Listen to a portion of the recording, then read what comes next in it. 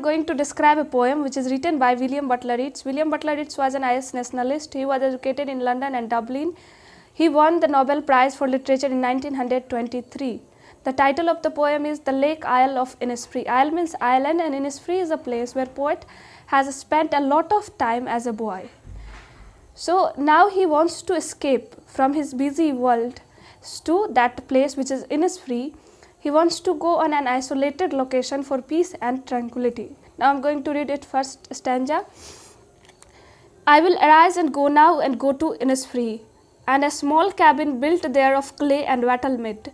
Wattle means twisted stick used for making fence and wall.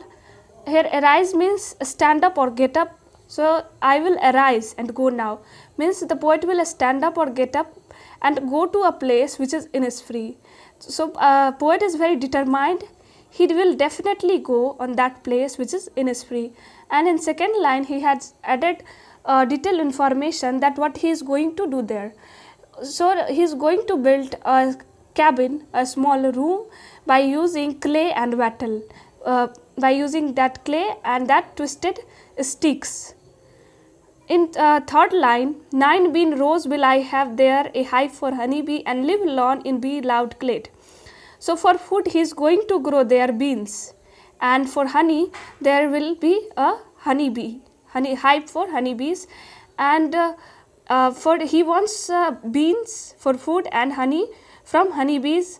And on that place the poet will live alone. He doesn't want any companion, he doesn't want the company of any human being.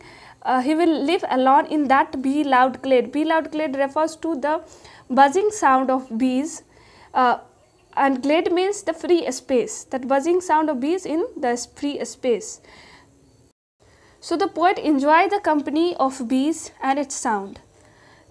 In second stanza, I shall have some peace there, for peace comes dropping, slow dropping from the well of the morning to where the cricket sings. So how the poet is conveying here that how peace comes to him. So peace comes to him like a drop.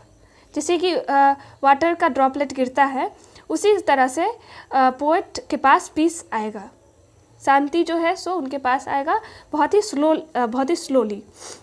Wheels का मतलब हुआ पर्दा. Women used to cover her face, women used to hide her face.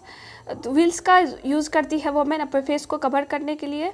तो poet को ऐसा लग रहा है कि मॉर्निंग जो है उसने व्हील्स पहना हुआ है, उसने अपने आप को कवर किया हुआ है. जिस तरह से सुबह में हम देखते हैं कि जब क्लाउडी मॉर्निंग रहता है तो हमारे सामने जो है लाइट जो है वो धीरे धीरे आती है. तो पोएट को ऐसा लग रहा है कि मॉर्निंग ने जो है वो पर्दा, उसने घूंघट ओढ़ा हुआ है. तो पोएट के पास जो पीस आ रही है, पोएट जो शांति का, सुकून का एहसास कर रहे हैं, वो उस मॉर्निंग जब सुबह होती है, धीरे धीरे लाइट उनके पास आ रही होती है, तो पोएट को धीरे धीरे सुकून का एहसास होता है. और cricket is an insect like cockroach. तो क्रिकेट जो पोएट को ऐसा लग रहा है कि क्रिकेट जो है जब वो अधिकतर रात को गाता है. क्रिकेट जो इंसेक्ट होता है उसका एक साउंड होता है जो रात को निकालता है. तो पोएट को सुबह से लेकर और नाइट के जो क्रिकेट जब गाता है तब तक पोएट को बहुत सारे टाइमिंग, पूरे दिन में बहुत सारे ऐसे टाइमिंग हैं जब पोएट को वहाँ पर सुकून का एहसास होगा. There midnight all a glimmer and noon purple glow.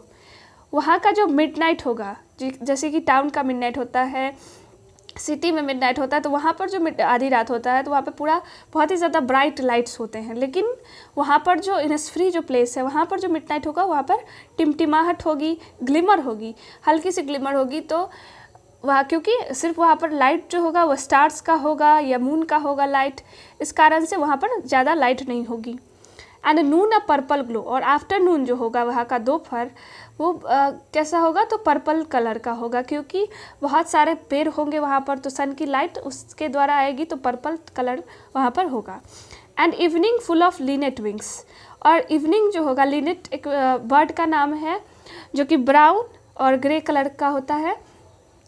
तो वहाँ पर जो बर्ड, क्योंकि दोपहर शाम को हम देखते हैं इवनिंग में कि जितनी भी बर्ड्स होती है, पक्षी होती है, वो उड़ करके सब ज़मीन पर आना शुरू कर देती है जो जहाँ जहाँ होती है. तो पोएट जो है सो बहुत सारी पक्षियों को एक साथ देख पाएंगे, तो उसकी विंग्स को देख पाएंगे कैसे वो नीचे आ रही है. लास्ट स्टेंजा में I will arise and go now for always day and night. I hear the lake water lapping with low sound by sword. While I stand on the roadway or on the pavement grey, I hear it in the deep heart core.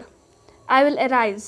If the poet has again used the line, I will arise, for emphasis, and poet will go for always. तो poet यहाँ कह रहे हैं कि वो हमेशा के लिए जाना चाहते हैं, ये नहीं कि थोड़ी देर के लिए, वो हमेशा day and night for all time. Poet wants to go on that place for all time. I hear the lake water lapping. Lapping means striking.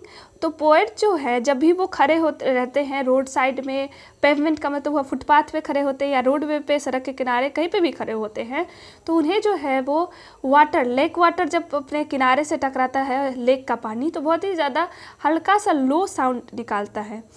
जैसे समुद्र का पानी जब अपने किनारे से टकराता है तो एक बहुत ही क्रैशिंग, बहुत ही हरास साउंड निकालता है, लेकिन जब लेक वाटर अपने किनारे से टकराता है तो बहुत ही लो साउंड, बहुत ही हल्का सा साउंड, म्यूज़िक टाइप का निकाल आता है उससे.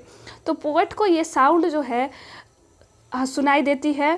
While I stand on the roadway और on the pavement grey, I hear it in the deep heart core. और ये किस तरह से पोइट को सुनाई देती है, जब भी पोइट कहीं पे खड़े होते हैं फुटपाथ पे या सड़क के किनारे, तो उन्हें बहुत ही हर्टली, बहुत ही आत्मा से, अंदर से उन्हें ये साउंड, उन्हें ऐसा लगता है कि उनके अंदर ये साउंड वो कहीं से सुन रहे हैं. तो लैपिंग का मतलब वो स्ट्राइकिंग. तो ये साउंड जो है पोइट को हमेशा सुनाई देती है. इसी वजह से पोइट जो है वो उस प्लेस पर जाना चाहते हैं.